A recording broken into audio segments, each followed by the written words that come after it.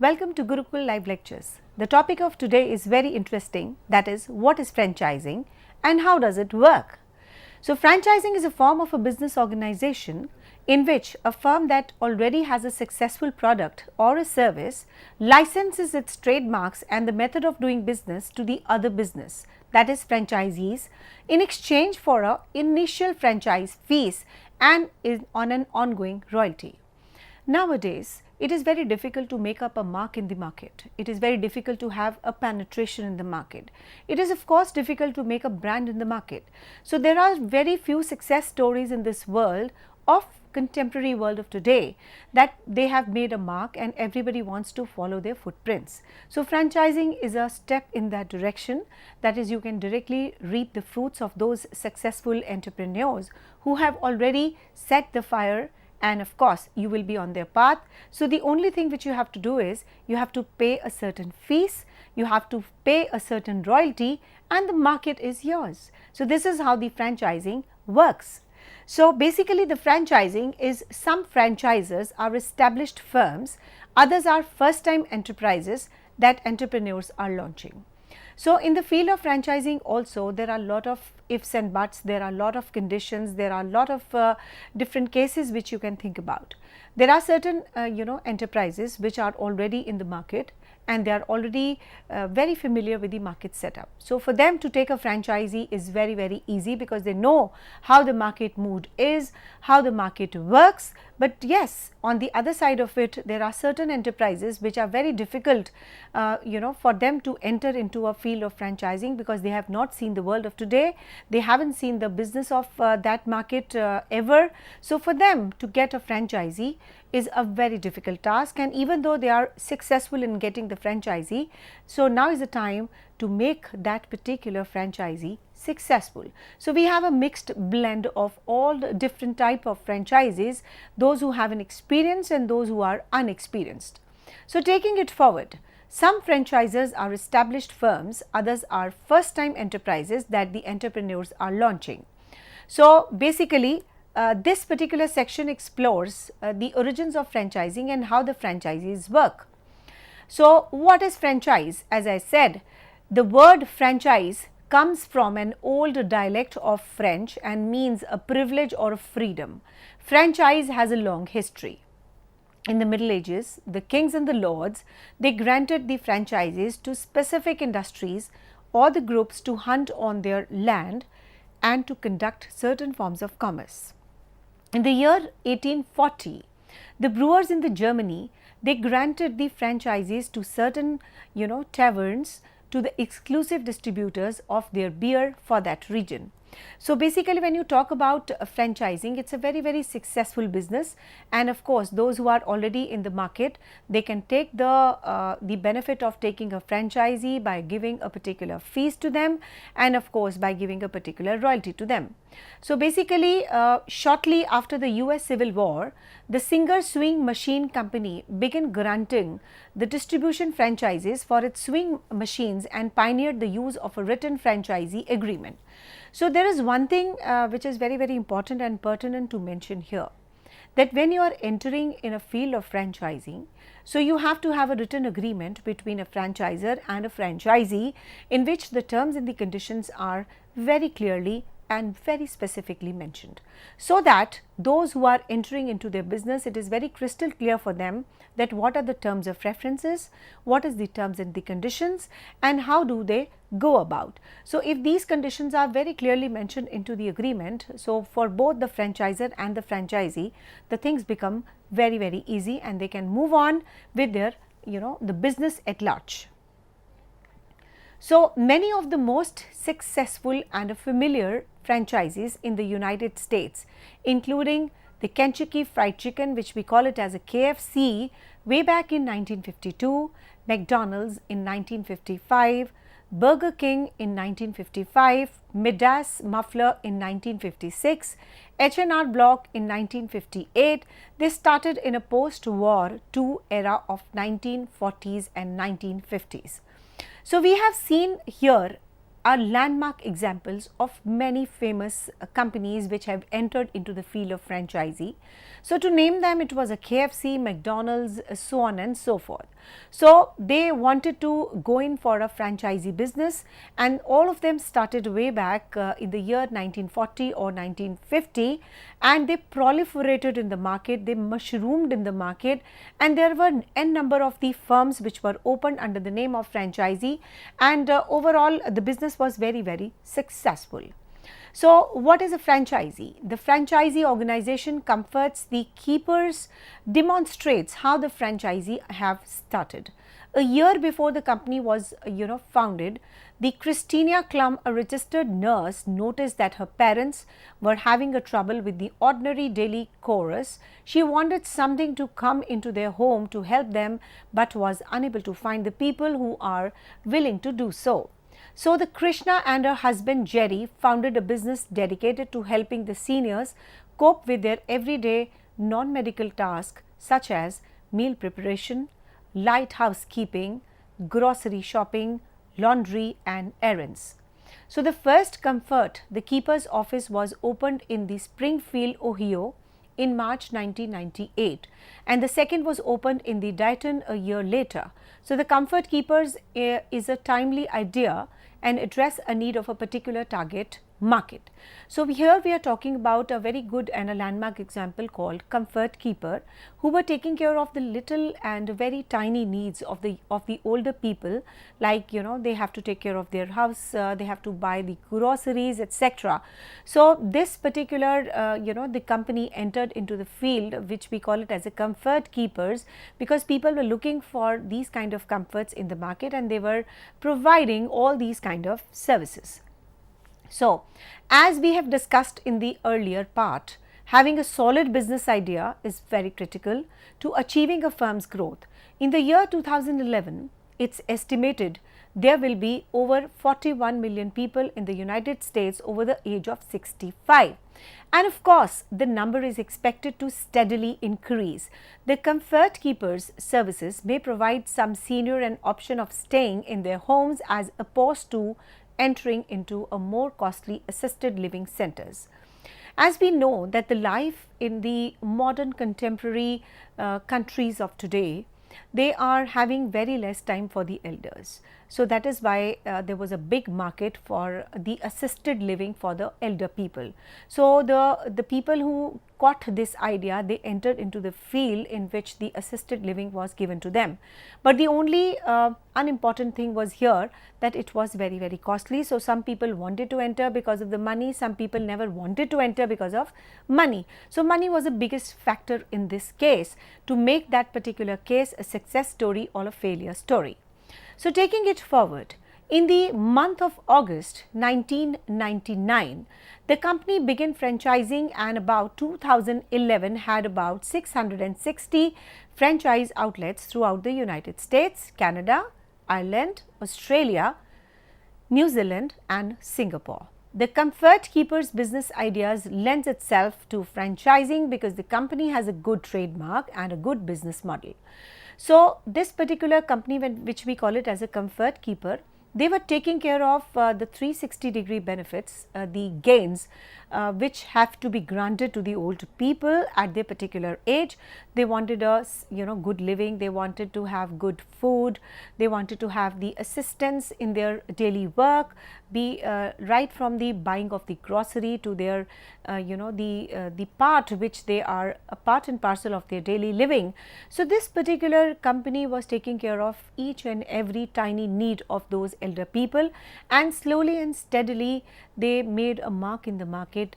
They had a good market penetration ratio, and of course, when you talk about the year 1999, they are so successful that they are able to give their franchises across the globe with the very good countries called America, then Australia, New Zealand, Singapore, Canada, Ireland, Australia, etc. So, the model was very good, the success stories was very good, and they were able to build their reputation in the market, and they were able to make their good brand in the market. So, the Comfort Keepers business idea lends itself to franchising because the company had a good trademark and a very good business model. So, because of the nature of the business keeps the cost of starting a comfort keeper franchise relatively low. So, there is a substantial pool of the people available to purchase the franchise. The USP of this particular model of the comfort keeping that they started with the giving of franchisee at a very low cost. Owing to this particular low cost, they were able to give the franchisees to n number of countries with the success stories, and the whole model was successful. The reputation was given to them, granted to them, and they earned the reputation because of the successful business model. So, for the comfort keepers and its franchisees, the franchising is a win-win proposition. Why? The comfort keeper wins because it is able to use its franchisees' money to quickly grow in its market and strengthen its brand. The franchisees win because they are able to start a business in a growing industry relatively inexpensive way, and the benefit of adopting the comfort keeper trademark and the method of doing the business. So, again, we are here talking about the advantages of the comfort keeping. Number 1, they started with a low cost. Number 2, they penetrated the market very quickly. The third was the terms and the conditions were very docile, very simple, very easy, and anyone who wanted to get the success and at a very less time or could be a shortcut. So, they had a very good proposition of taking a franchise of the comfort keepers. The next is that the idea was good, the business model was good, and the people were very happy with the idea of getting an assisted living at this particular age, who have attained the age of 60-65. So, there is nothing magical about what is franchising. It is a form of growth and allows a business to get its products and services to market through the efforts of a business partner or franchisees. So, another USP of the business model called franchising is that the one who has started and initiated the business, they have put in their best efforts. The efforts are so good that they are able to have a brand building, they are able to penetrate the market, and the people who have joined their hands will get the success at a very small time, in a very small time, and they are able to penetrate the market, so on and so forth. So, the efforts of one is being endorsed to the other. The benefits of the one, they have a straight good direct spillover onto the lives of the franchisees.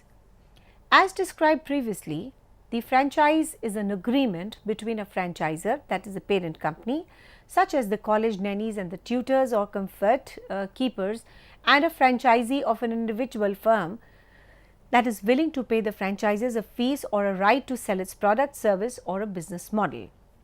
So, another feature of franchising is that you get the rights of taking the advantage, every advantage of getting a franchisee.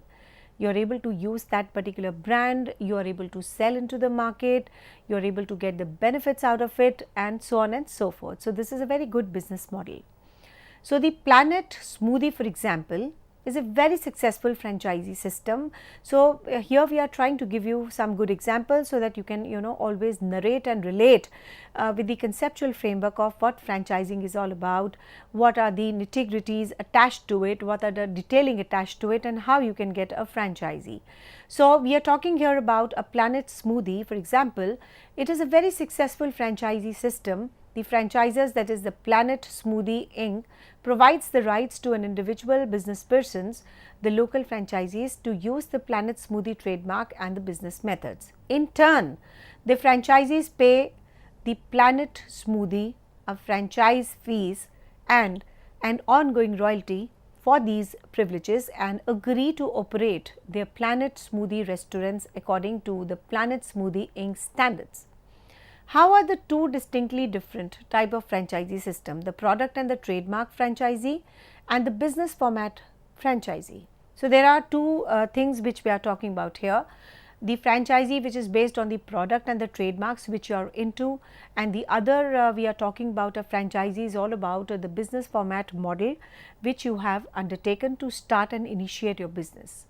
So, the product and the trademark, the franchisee is an arrangement under which the franchisor grants to the franchisee the right to buy its products and use the particular trademarks. So, this is one kind of a model which we are talking about, that if you are able to get into a business, so you are having all those particular arrangements in which the all rights will be given to you, that you have a right to buy the product as well as use the name of that particular trade brand. So, this is one aspect. Another beautiful aspect is all about that you are typically connecting yourself with a single manufacturer, with a network of the dealers or the distributors. So, another aspect is you are just in the line of the distributors and you have just joined hands with them, so that you are able to sell the product into the market. Now, another example, the General Motors has established a network of the dealers that sell the GM cars and use the GM trademark in their advertising and promotions. Similarly, ExxonMobil has established a network of a franchisee owned gasoline stations to distribute its gasoline. The product and the trademark franchises are typically permitted to operate in a fairly autonomous manner. There is less interference in this case, and you are able to operate and go in a very free atmosphere in which the people, they are not having any kind of issues in this regard. The parent company such as the GM or the ExxonMobil is generally concerned more with maintaining the integrity of its products than with monitoring the day-to-day activities of its dealers or the station owners. The other examples of the product and the trademark franchise system include the agricultural machinery, the dealers, the soft drink bottlers, the beer distributors, etc. Rather than obtaining a royalty or a franchise fees, the product and the trademark franchises obtains the majority of its income from selling its product, and the dealers or the distributors at a markup price. So, this is one kind of an arrangement in which the selling price is marked up, and the people who are associated and linked in the distribution channel work, they get a particular profit in this regard. The second type of franchisee, the business format franchisee, is by far the most popular approach to franchisee and is most commonly used by the entrepreneur and the entrepreneurial ventures. So, this is another kind of a franchisee in which you are just copying a particular business model, and this is the most famous model when you talk about the franchising, because here we are commonly using the business format and doing the entrepreneurial activities, taking that particular business aspect or the model in this regard. Now, in a business format franchise, the franchisor provides a formula for doing the business to the franchisee along with the training, advertising and other forms of assistance. So, here when you talk about the business format model, you are trying to sell a product using the sales promotion techniques like advertising, etc. You are assisting in the particular product to be sold, and of course, we show here the top 10 business lines in which the business format franchisees operate in while a business format franchise provides a franchisee, and of course, the formula for conducting the business. It can also be very rigid and very demanding. So, there is a flip side of it, that it is too costly also and it is too demanding also, which definitely cannot be ignored at any cost. So, let us give another example to narrate and relate to what franchising is all about, and of course, we are giving you here the fast food restaurant example. The fast food restaurants such as McDonald's, which is the most famous one, and of course, a Burger King, they teach their franchisees every detail of how to run the particular restaurants, the mannerism, the process, the procedure.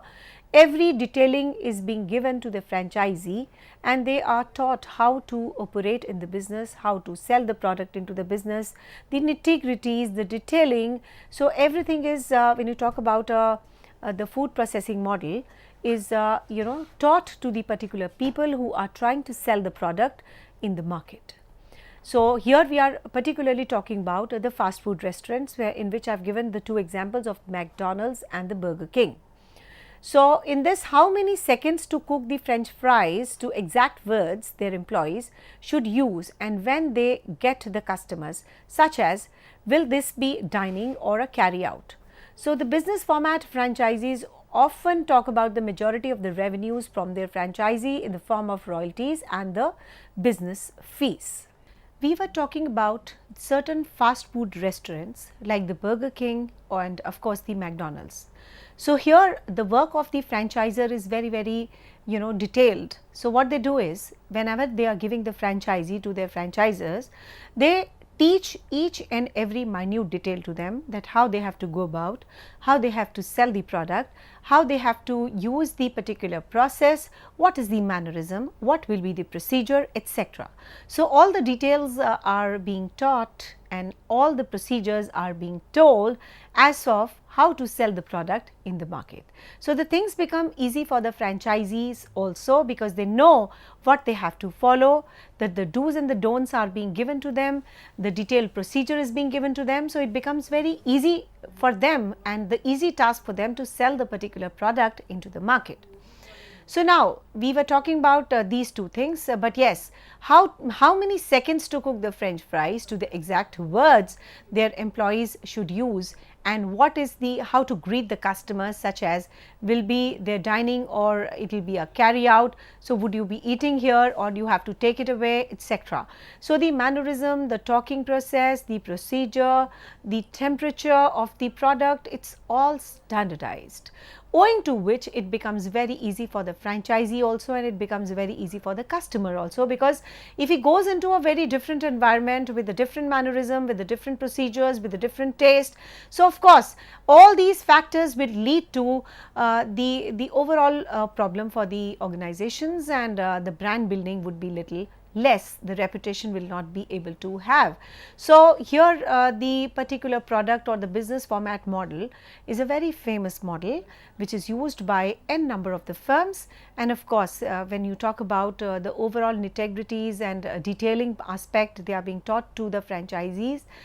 It becomes very easy for them to sell into the market, and of course, the do's and the don'ts are also being taught to them.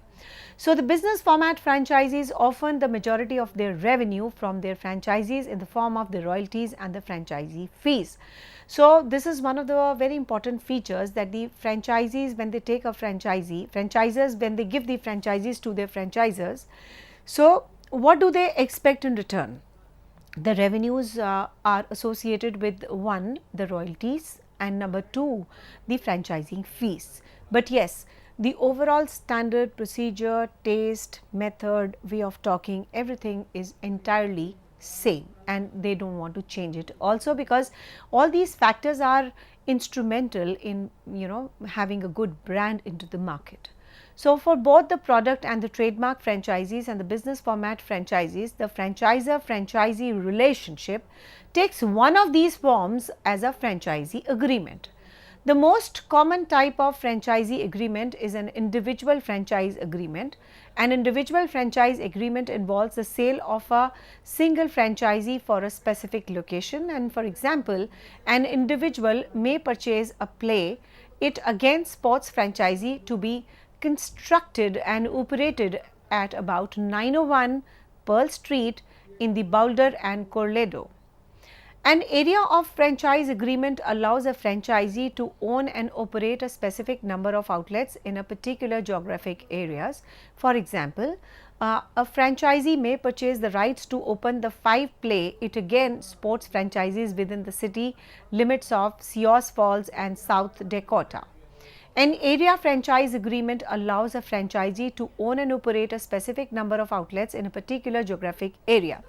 So, here we are talking about the particular the geographic aspect. So, when you talk about the geographic aspect, the franchisor is allowed to open the X number of branches in the particular area limit, which is very important for it, with the same the overall contention, the overall procedure, the overall scenario remains the same, because again all these things are instrumental in the brand building. Any dissimilarity, any any kind of a difference will not allow them to make a brand in the market. So, for example, a franchisee may purchase a right to open 5 play. It again the sports franchises within the city limits to the South Dakota. So, overall when you talk about the company sells the master franchise agreement that provides a master franchise the right to open a certain number of proto wash outlets in a defined geographic area. So, this is one of the interesting franchisee agreement when you talk about the geographic franchisee, that you are supposed to open the number of branches of a franchise as per the agreement. So, the number will be mentioned in the agreement, the total number of area will be mentioned in that agreement, how you have to go about, all the do's and the don'ts, all the terms of references, all the terms and the conditions are very detailed, mentioned in detail, so that the franchisor and a franchisee relationship can be strengthened.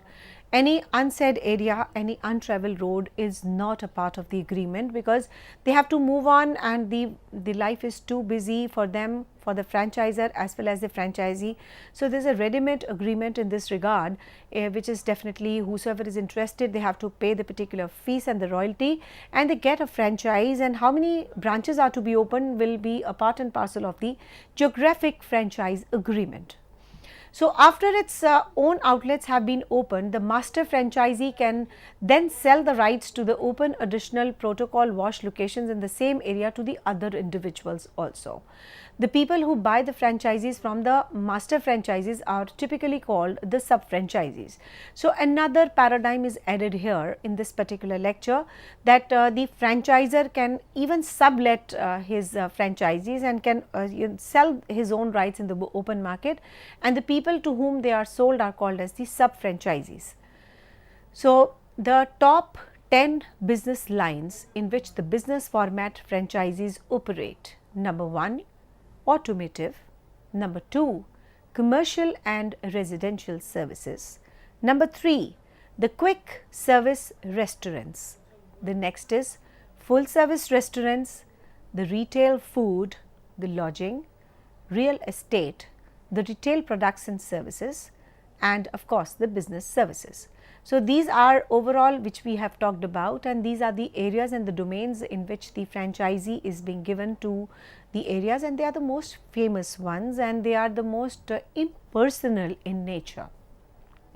A person who owns and operates more than one outlet of the same franchisor, whether through an area or a master, is called as a multiple unit franchisee. So, here we are now talking about a conceptual framework, and the various terms are added here at this point of time. Now, we are talking about who is a multiple the unit franchises. So, here we are talking about that a person who has more than one unit, they are called as the multiple unit franchisee. Now, according to the Fran data, the research firm in the Arlington, Virginia, 53% of the US franchise units are controlled by the multi-unit franchisees. Now, for the franchisee, there are advantages and disadvantages to the multiple unit franchising. By owning more than one unit, a multiple unit franchisee can capture the economies of the scale and reduce the administrative overhead per unit of the sale. So, this is it gives them the economies of scale. Like if you are operating only at one level, the cost would be different. If you are operating at multiple level, the cost will be substantially low. So, here we are talking about the benefits which are being given to the franchisee who are operating more than one particular branch.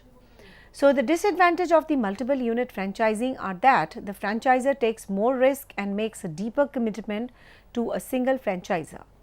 In general, the franchisor encourages the multiple unit franchising by selling an additional franchise to an existing franchisee, and the franchisor can grow its business without adding to the total number of franchisees with whom it must maintain the relationship to conduct its business. Establishing a franchise system should be approached carefully and deliberately. And in the year 2011, they had about 32,500 franchised units worldwide and generated about 76.7 US billion in sales revenue in 2010. Franchising is an unfamiliar, a new franchise organization. Franchising is a complicated process to the business endeavor, which means that the entrepreneur must look closely to all of its aspects before deciding to the franchisee. Indeed, the franchising often involves the managerially demanding task of training, supporting, supervising, and nurturing franchisees. So, an entrepreneur should also be aware that over the years, the number of fraudulent franchise organizations have come and gone and left financial ruined, the franchisees in their wake. Now, because of this, the financing and the franchising is a fairly heavily regulated form of the business expansion. Now, how do we establish a particular franchise system? Even with this regulation, the caution is in the order for those pursuing the franchising as a business opportunity. Despite the challenges, the franchising is a popular form of growth, and of course, it is particularly attractive to the new firms in retailing and services because it helps the firms to grow and elevates the challenges of raising substantial amount of money. There is some anecdotal evidences, however. Many companies are hasty in putting together their franchise programs, and as a result they do a poorer job than they might have were take into their own time.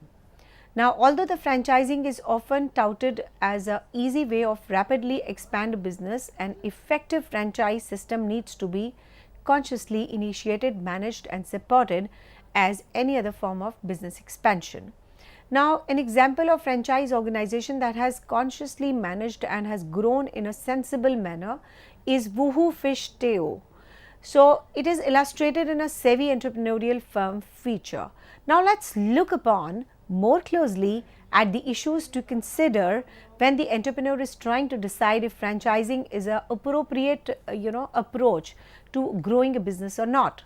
So, the retail firms, when to franchise, the retail firms, they grow when two things happens. First, when the attractiveness of a firm's products and services become well known, whether it is a new restaurant or a fitness center. A second, when the firm has financial capability to build the outlets needed to satisfy the demand of its products and services. So, here we are talking about two major things. The people would be talking about opening their franchises, number one, if their product is famous, and number two, they have the potential and the capabilities and the potential to open the other outlets also. So, these are the two primarily the main aspects which are considered in opening the franchises.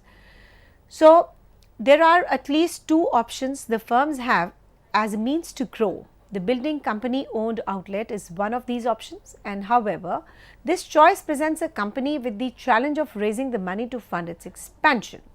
Now, as discussed in this option is typically pursued through the debt investment capital or earning, none of which is easy to achieve for a startup venture. So, franchising is a second growth alternative available to the firms. Franchising is perhaps essentially attractive to the young firms in which the majority of the money needed for expansion comes from the franchisees. The franchising is appropriate when the firm has a strong or a potential strong trademark, a well designed business model and a desire to grow. So, a franchise system will ultimately fail if the franchise's brand does not create the value to the customers, its business model is flawed or poorly developed, and in some instances the franchising is simply not appropriate. For example, the franchising works for a Burger King but would not work for a Walmart. So, overall we are talking here about, while the Burger King has a large number of franchise outlets, each individual outlet is relatively small and has a limited menu. The policies and the procedures can be written to cover almost an contingency, and in contrast, although the Walmart is. So, there is a difference between the overall contention and the overall problems of the Walmart and a Burger King. So, similar to Burger King, in that case too has a strong trademark and the thousands of outlets, the Walmart stores are much larger. So, more expensive to build, more complex to run compared to the complexities running a particular the Burger King restaurant. So it would be nearly impossible for the Walmart to find an adequate number of qualified people who have the financial capital and expertise to open and successfully operate in a Walmart store. So what are the steps to franchising a business? Let's assume that as an entrepreneur, you have decided to use the franchising as a means to grow your own ventures, and what steps would you take to develop a franchise system? As illustrated in you, an entrepreneur should take 9 steps in an orderly manner for a successful franchise system. So here now we are discussing about the steps. So number 1 is develop a franchise business plan. So after you develop, get a professional advice, because it is very difficult to move on your own. So you need to have professions and the professional advices. Before going too far, a potential franchisor should seek advice from a qualified franchise attorney, consultant, and a certified public accountant. And if the business cannot be realistically turned into a franchise, then of course a qualified professional can save a potential franchisor a lot of time, money, and the frustration by using that the process be stopped. So if the business can be turned into a franchise, then it is advisable to get a professional advice to help direct the entire process. So how to conduct a intellectual property audit?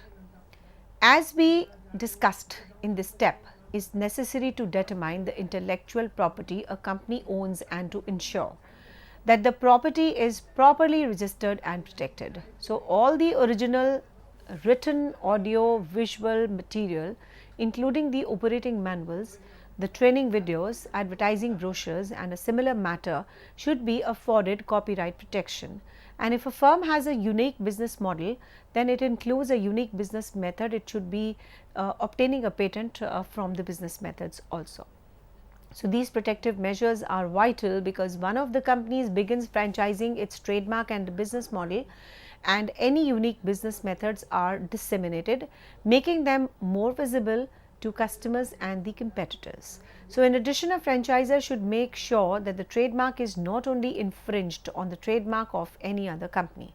So the next step we are talking about is to develop a franchise documents. So the documentation is very important here. To make all the important documents have to be very formally made in a particular uniform language. The beginning and the end of the agreement should be very properly drafted. We'll discuss about the documents that are required to franchise a business. However, we can note that the beginning of the franchise evaluation process and the prospective franchisers should prepare the franchise disclosure document, formally called the Uniform Franchise Offering Circular and the Franchise Agreement. The franchise attorney can provide the specific information regarding the content and the format of these documents. So they have to prepare operating the manuals, and the business that are suitable for franchise typically have polished the business systems that can be fairly easily taught to the qualified franchisees. The franchises should prepare the manuals, that the documents which are required in this particular business models, and of course they have to be prepared in detailed, very crystal clear, with the good language, with the legal language, in consultation with the attorneys, in consultation with the consultants who are associated and linked very closely to the franchising business. The step 6 is to plan an advertising strategy and the franchise training program. So the prospective franchises will want to see an advertising strategy and a franchising training program in place, because the scope of the model you have to see, the kind of the model you have to see, the speed of the model you have to see, and you have to see the matching aspects of it, that it matches with the speed at which the franchises wants to grow its business. So accordingly the policies will be drafted and will be in use, that for how quickly they want to go in for penetration of the market and of course the business growth model. The step number 7 is put together a team for opening a new franchise units. The team should be developed and prepared to help the new franchise open their franchise units. The team should be well trained and equipped to find out the purchase and a broad range of training and the guidance which is mandatory and which is required for them to put the things in order. The step number 8 is to plan a strategy for soliciting the prospective franchisees. So, there are many channels available to the franchises to solicit and attract the potential franchisees. The franchise trade fairs, newspapers, advertisements, franchise publications, social media platforms and the internet advertising are of course, they are the examples of these channels. So, now coming on to the step number 9. So, it helps in franchisees with the site selection and the grand opening of their franchise outlook. So, to get the selection of a particular place and a location is a most important difficult task, and there are so many factors which have to be seen in one frame only when you come on to the final decision that yes, this is the place where I want to open and this is the grand opening location for me which can give me a good success story. So, here we are talking about the location. Of course, it is very important from the retail point of view, and the franchisor should be heavily involved in this case, the site selection of its franchise outlets. The franchisors should help the franchise with the grand opening of the franchisee's outlet. So, along with the specific steps which are shown here, it is important for a franchisor to remember that the quality of the relationship it maintains with the franchisees often defines the ultimate success of the franchise system. And of course, there are certain there has to be certain amount of flexibility involved into the relationship of the franchisor and the franchisee, and the most important factor besides those 9 steps is a healthy, strong relationship between the franchisor and of course the franchisee. So, it is the franchisor's advantage to follow on the promises to establish an exemplary reputation. So, this is an ongoing commitment that the franchisor should make to its franchises. So, it is for the franchisor's advantage to follow all the promises to establish an exemplary the reputation in this regard. So, now we are coming to the last aspect, that is selecting the effective franchises. The franchise's ability to select and develop the effective franchisees strongly influence the degree to which the franchise system is successful. For example, the ideal franchisee is something which has a solid ideas, the suggestions, they are willing to put in their best efforts and to work within the franchisee systems of the rules. So, the bold, aggressive entrepreneurs, they typically do not make a good franchisees. The franchisees must be the team players to properly fit within the context of a successful franchisee system. Once the franchisees are selected, it is important that the franchisees work to develop their franchisees' potential, and it contains a list of the qualities that the franchisers look for a prospective franchisees and the steps that the franchises can take to develop their franchisee potential. So, I hope with these words you are able to understand the basic contention of what is franchising, what are the basic aspects of franchising, what are the nitty-gritties, what are the steps involved, how we can expand what is a multitasking franchising, what is the relationship between the two, then what is of course the royalty part, the fees part, etc. Thank you so much.